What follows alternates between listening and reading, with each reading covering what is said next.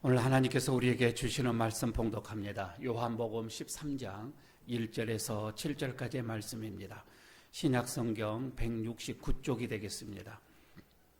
요한복음 13장 1절에서 7절까지 제가 봉독합니다. 유월절 전에 예수께서 자기가 세상을 떠나 아버지께로 돌아가실 때가 이른 줄 아시고 세상에 있는 자기 사람들을 사랑하시되 끝까지 사랑하시니라. 마귀가 벌써 시몬의 아들 가룟 유다의 마음에 예수를 팔려는 생각을 넣었더라.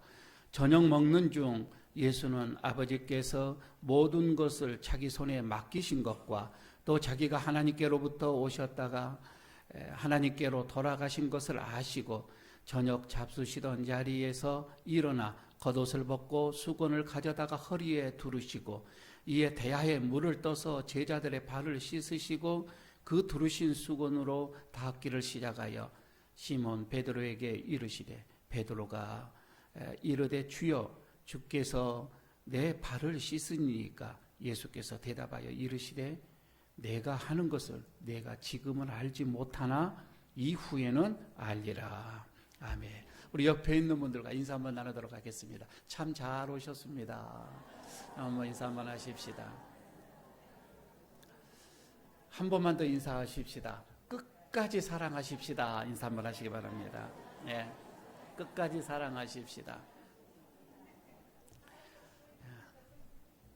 하나님께서 사람뿐만 아니라 세상의 모든 만물들을 창조하시고 그 만물들은 사랑이라고 하는 영양분을 먹고 자라게끔 그렇게 창조가 되어져 있습니다.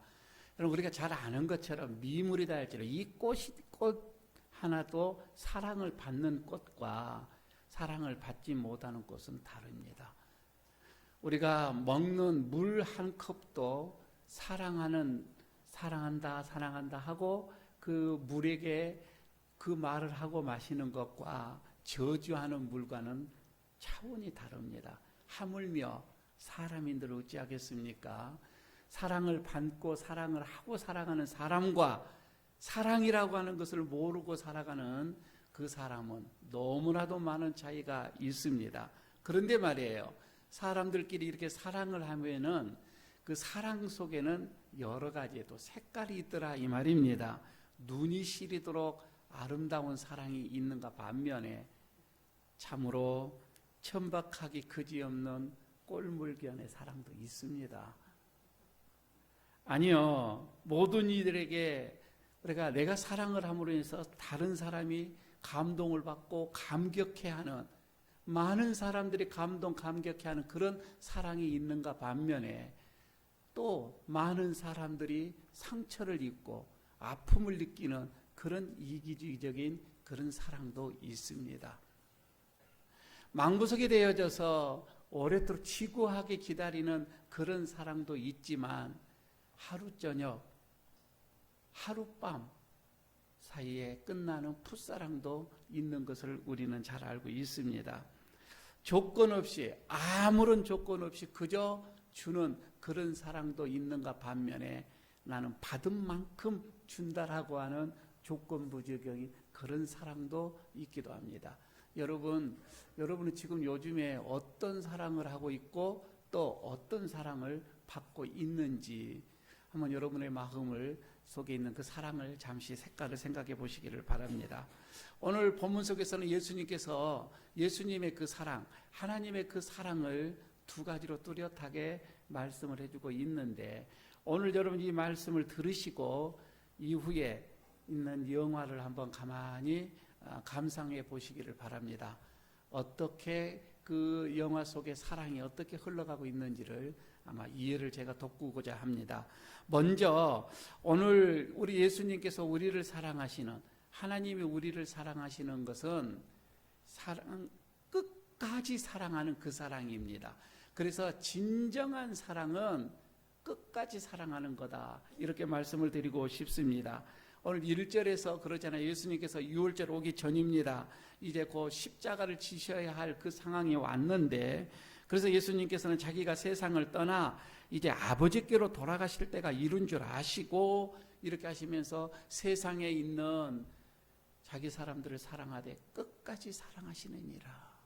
여러분, 이거는 생명이 다하는, 내 목숨을 다하는 그 순간까지 사랑한다, 이 말씀이죠. 어떻게 이런 사랑을 하실 수가 있었을까? 아무리 여러분 우리가 사랑을 한다 할지라도 내 생명에 위협을 받게 되어지면 잠시 그 사랑은 뒤로 밀려나가게 되어질 것인데, 우리 주님은 그러지 않습니다. 끝까지입니다. 생명 다하는 순간까지.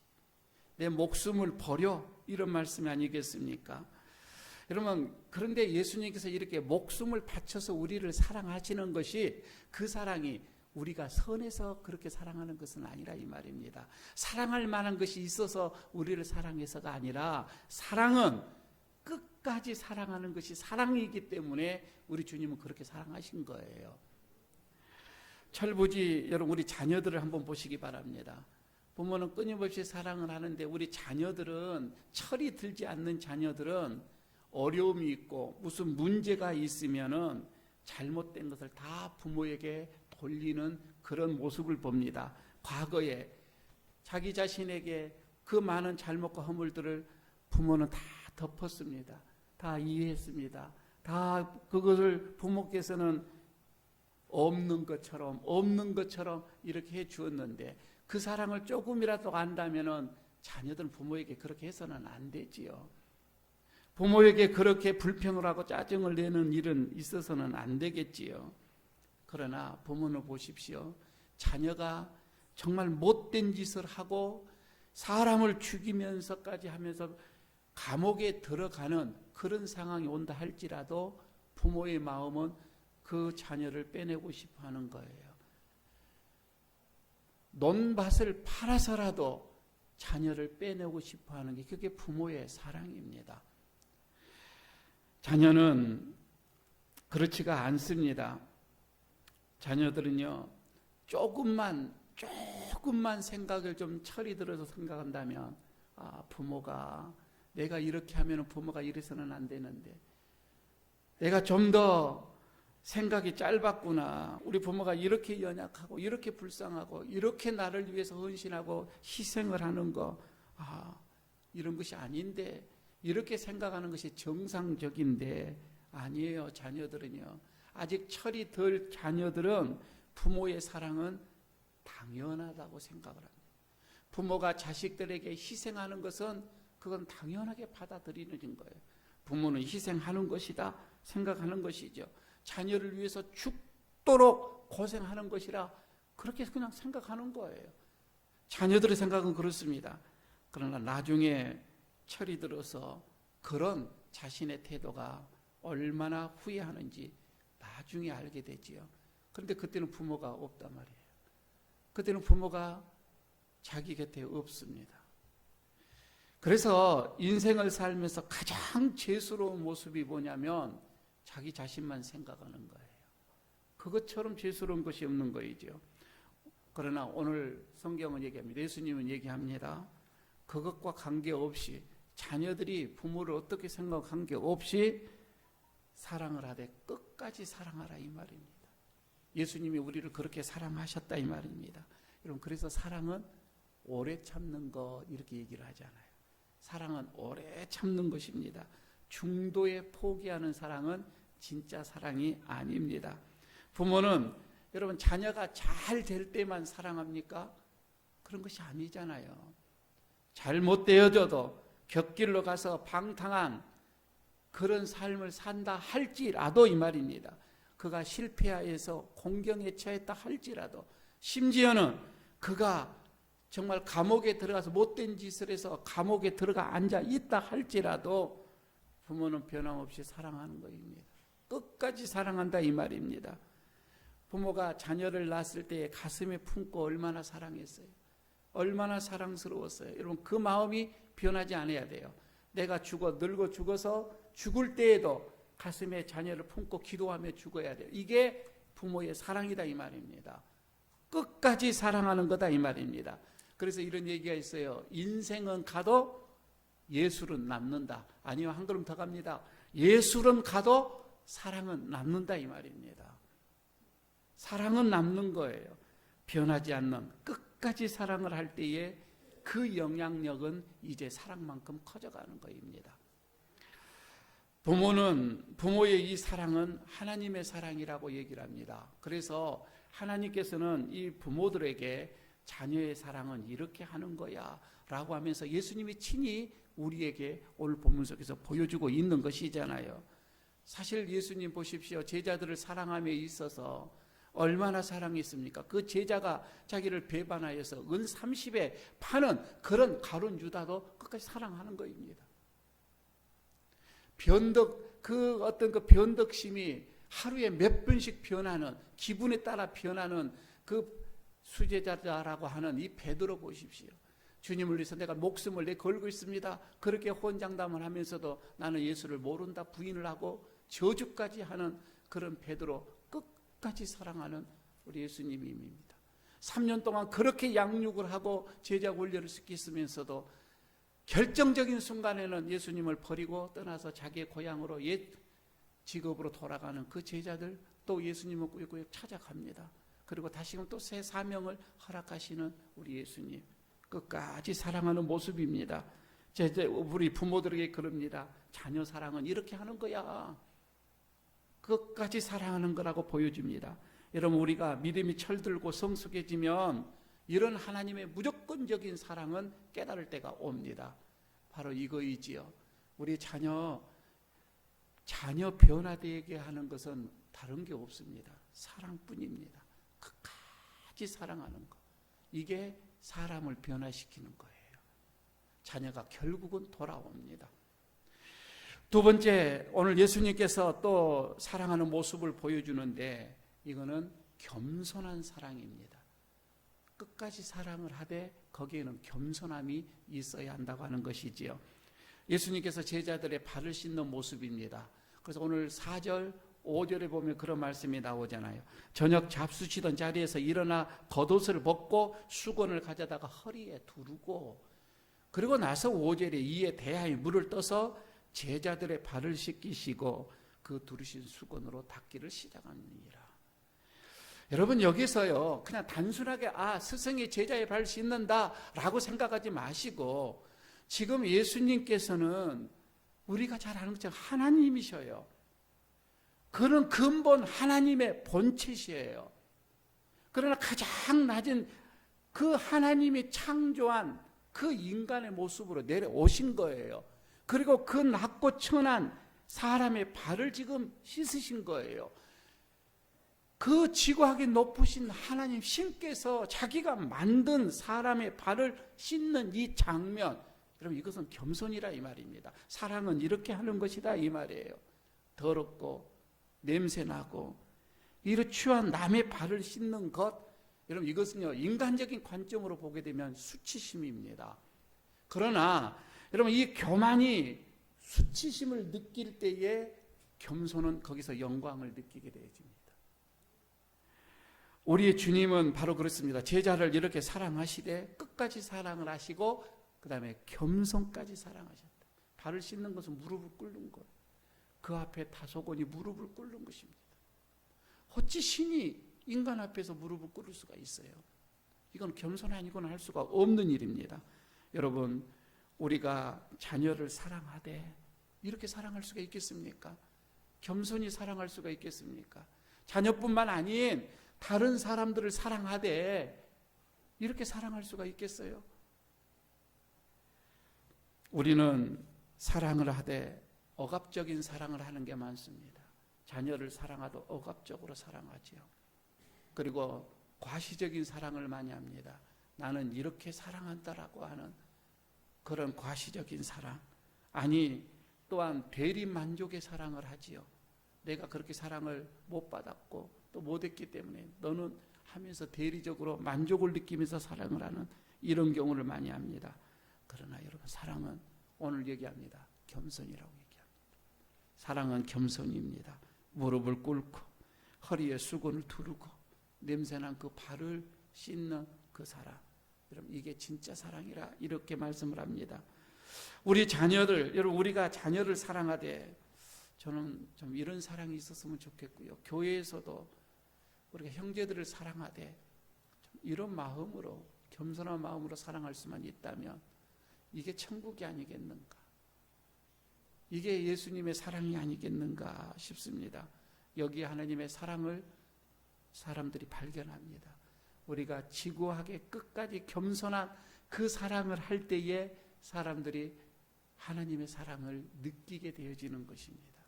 주님은 우리에게 이렇게 지금 본을 보이시면서 부모들 이렇게 사랑하라 말씀을 합니다. 어느 날 성 프란시스가 하는 제자들이 스승에게 얘기합니다. 선생님 어떻게 하면 선생님처럼 이렇게 겸손해질 수가 있습니까? 이런 질문을 합니다. 프란시스가 이렇게 얘기합니다.